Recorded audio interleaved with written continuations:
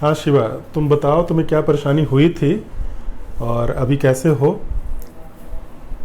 पहले ये ना ये दर्द करता था, नस टानता था, यहाँ पूरा नहीं उठता था। इस कनपट्टी में जो जलन था वो भी ठीक है, पैर भी नहीं फेंकाता था, नहीं चलने लगा, नहीं चल पाते थे और मुट्ठी भर बांध पाते थे? नहीं बांध पाते।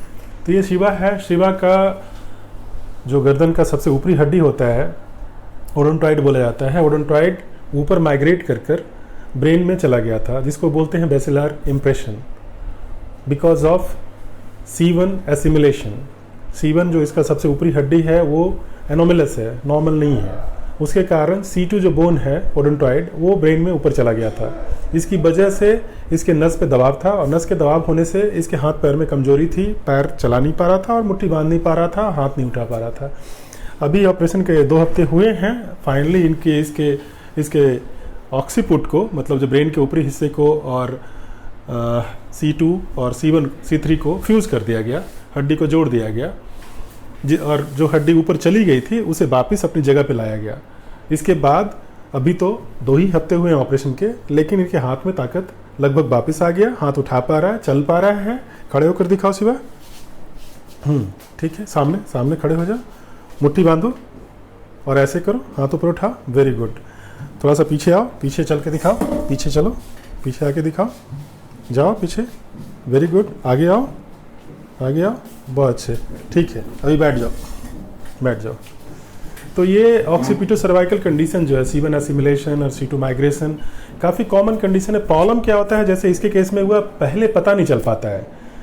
शुरुआती अवस्था में डॉक्टर्स भी जो पेरिफेरी में होते हैं वो कैच नहीं कर पाते हैं, इसीलिए MRI ज़रूरत पड़ता है। MRI पहले हो जाए तो बीमारी पहले पता चल जाए। पहले पता अगर चल जाता है बीमारी तो नेचुरल सी बात है, इलाज अच्छा हो पाएगा, मरीज बेहतर हो पाएगा समय के साथ। तो ऐसे कंडीशंस के लिए आपके सिसरो हॉस्पिटल में सेंट्रल इंस्टीट्यूट है स्पाइन का, जो व्यवस्था है वो आम नेविगेशन सिस्टम और neuro monitoring, latest technology world over जो मौजूद है वो आपके यहाँ सब मौजूद है। समय रहते इलाज कराने से सुधार जल्दी होता है, अच्छा होता है और कंप्लीट रिकवरी हो जाती है। ठीक है शिवा, 3 महीने तुमको थोड़ा सा सावधानी से रहना पड़ेगा। जो हड्डी जुड़ने का समय 3 महीने होता है। ठीक है, कसरत भी करना होगा, चलना फिरना है, नॉर्मल काम करना, वजन का काम मत करना। ठीक है, ओके। और यही तुम्हारी परेशानी थी, ये नस जो ब्लॉक था ना, ये नस को फ्री कर दिया गया। फाइनली यहाँ पे फ्री करके हड्डी नीचे आ गई और उसको हमने फिक्स कर दिया है स्क्रू से।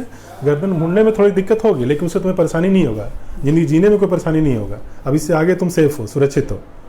ठीक है, पहले से बेहतर महसूस कर रहे हो? आ जाइए, आप भी आ जाइए।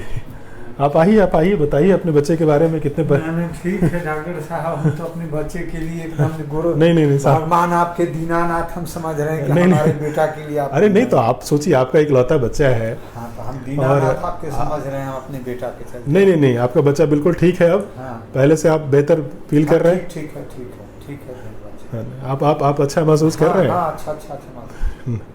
बच्चा आपका, तुम्हें भी ठीक लग रहा है ना पहले से? बिल्कुल। चलो बहुत अच्छा, ठीक है।